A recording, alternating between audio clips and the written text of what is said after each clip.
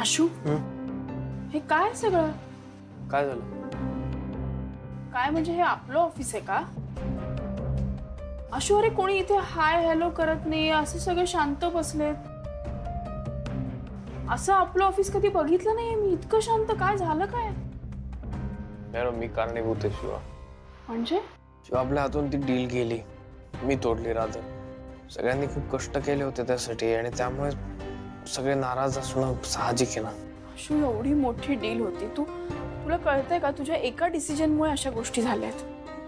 शिवा अगं ही डील होत राहतील आणि नवीन काहीतरी येईल, त्याच्या लॉन्चला तू उपस्थित असशील. आशू हे सगळं होईल, पण आत्ताचं काय? आता मी बिल्स करणार आहे माझे, पुढे जात राहायचं. आशू आशू तुला त्रास नाही का होतंय? नाही अमुक आहे. आशू काय? माझ्याशी बोल आधी नीट. तुला खरंच त्रास नाही होतोय? शिवा त्रास करून काय करू? हे बघ, I have to move on. तिथेच राहून काय होणार नाही ना. मला सांग, तू ते पोलिसांबरोबर गेली होतीस, त्याचं काय झालं? काय होणार? तो उघडा पडला साहेब. म्हणजे? अरे म्हणजे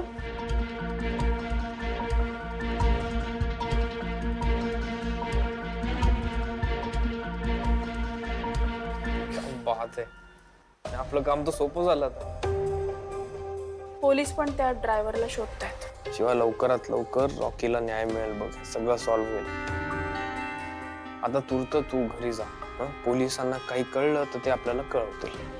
हो मी जाते, पण आधी मला वस्तीत जायचंय. पण आशू हे मला काही पटत नाही. तू एकदा विचार कर. अरे हा नाही, तुला कळतंय का? शिवा मी करतो विचार, डोंट वरी. प्लीज विचार कर. आणि हे येस करतो विचार. काळजी घे, मी आले.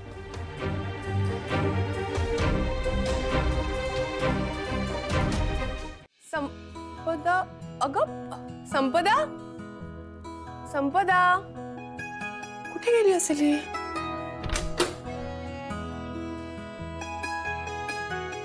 ये, कसं वाटतंय आता? बरं बाळा, आज तू खूप छान आणि फ्रेश दिसतेस.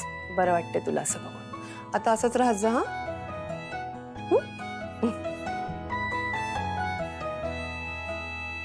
उर्मिला,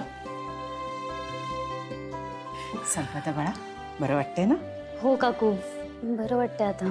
ताई, अगं मी आले तेव्हा आधीच उठून फ्रेश झाली होती. बरं आहे, आज नाश्ता करायला कशी खाली आली होतीस, तसंच आता जेवायला सुद्धा खाली ये. सगळ्यांबरोबर बसून जेवशील, सगळ्यांशी बोलशील तर बरं वाटेल तुला.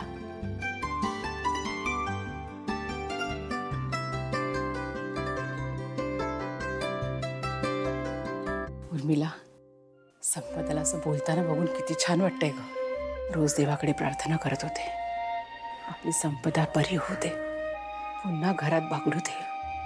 तिची बडबड नव्हती तर घर एकदम शांत शांत वाटत होतं. खरंय का ताई, गेले काही दिवस ना खूप अवघड गेलेत. म्हणजे बघ ना, संपदाचा तो खोडकरपणा, आशू सोबत तिचं डंबो करून भांडण, आणि मुख्य म्हणजे तिचं ते ब्लॉग बनवणं, व्हिडिओ बनवणं, सगळंच बंद होतं ग. पण आता शिवा आणि संपदा एकत्र आल्यात आणि संपदाचा स्माइल परत आलाय.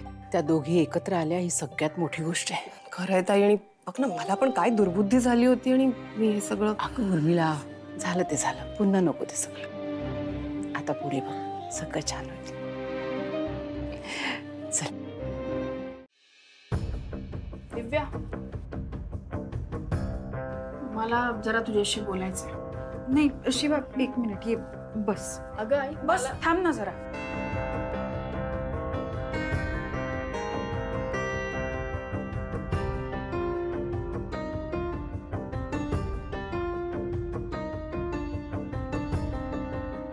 नाही नाही, आधी माझं ऐकून घे. खरं तर मला नाही माहिती मी हे सगळं कसं बोलणार आहे, त्यावर तुझा विश्वास बसणार आहे की नाही, पण किमान माझ्या समाधानासाठी मला तुझी माफी मागायची. बहीण म्हणून खूप काही केलंयस माझ्यासाठी. मलाच त्याची किंमत कधी कळली नाही. हा, आणि थांब,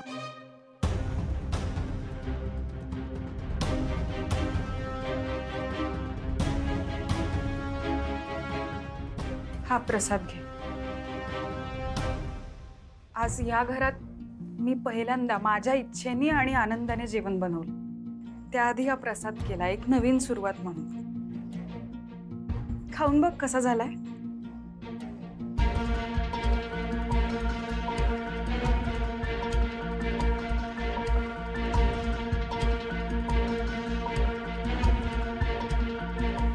चांगला झालाय अगं.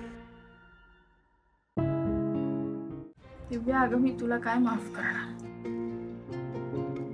आता खरं तर तूच स्वतःला माफ करणं गरजेचं आहे. तुला पश्चाताप होतोय हीच मोठी गोष्ट आहे. हे बघ, तुझ्याकडे ना आता तुझी संधी आहे. पश्चाताप होत असेल तर तो दिसेल आम्हाला, पण मी अशी लगेच माफी वगैरे कशी देणार अगं. पण एवढं सांगते की माझ्या मनात तुझ्याविषयी काही राग नाही आता.